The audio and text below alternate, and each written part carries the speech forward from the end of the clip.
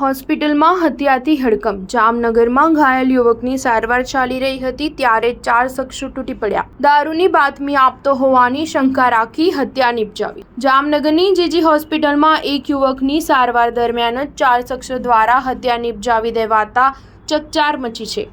4 આરોપીઓ પૈકીને એક આરોપી દારૂનો ધંધો કરતો હોય મૃતક તેની બાતમી પોલીસને આપી દેતો હોવાની શંકા રાખીને હત્યાને અંજામ અપાયો હોવાની વિગતો સામે આવી છે. બુધવારે મોડી રાત્રે હોસ્પિટલમાં હત્યાનો બનાવ બનતા દોડધામ મચી હતી. ઘટનાના પગલે પોલીસ કાફલો પણ હોસ્પિટલ પર પહોંચ્યો હતો. આ મામલે પોલીસે 4 શખ્સો સામે હત્યાનો ગુનો નોંધી વધુ તપાસ હાથ ધરી છે. જામનગરના શાંતિનગર વિસ્તારમાં રહેતા ધર્મેન્દ્રસિંહ સુરેન્દ્રસિંહ ઝાલા નામનો યુવક બુધવારે રાત્રિના શરૂ સેક્શન રોડ પરથી પસાર થઈ રહ્યો હતો ત્યારે દારૂના ધંધાર્થી એવા જયપાલસિંહ ચુડાસમા અને તેના 3 સાગીરતોએ ધર્મેન્દ્રસિંહને કહ્યું હતું કે દારૂ અંગેની બાતમી તું પોલીસને કેમ આપે છે તેમ કહી પાઇપ વડે હુમલો કરી દીધો હતો. હુમલામાં ઘવાયેલા ધર્મેન્દ્રસિંહને જીજી હોસ્પિટલમાં સારવાર માટે ખસેડવામાં આવ્યો હતો. હોસ્પિટલમાં જ્યારે સારવાર ચાલી રહી હતી ત્યારે જયપાલસિંહ ચુડાસમા, ઉર્મિલ રાઠોડ, પ્રણદેવસિંહ અને અક્ષયસિંહ પરમાર હોસ્પિટલ પહોંચ્યા હતા અને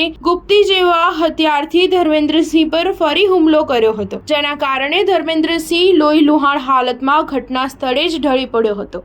મોડી રાત્રે આ ઘટનાની જાણ થતાં ક્ષત્રિય સમાજના લોકોના ટોળા જીજી હોસ્પિટલના દ્વારે એકઠા થઈ ગયા હતા. જ્યારે જામનગર શહેર વિભાગના ડીવાયએસપી જયવીરસિંહ ઝાલા તેમજ સીટીબી ડિવિઝનનો પોલીસ કાફલો તાબડતોડ જીજી હોસ્પિટલમાં દોડી આવ્યો હતો અને યુવાનના મૃતદેહનો કબજો સંભાળી પોસ્ટમોર્ટમ સહિતની કાર્યવાહી હાથ ધરી હતી. હાલમાં તમામ આરોપીઓ ભાગી છૂટ્યા હોવાથી પોલીસ દ્વારા તમામની શોધખોળ ચલાવાઈ રહી છે. સ્ટાર ન્યૂઝ 7 હંમેશા સચ્ચાઈની સાથે.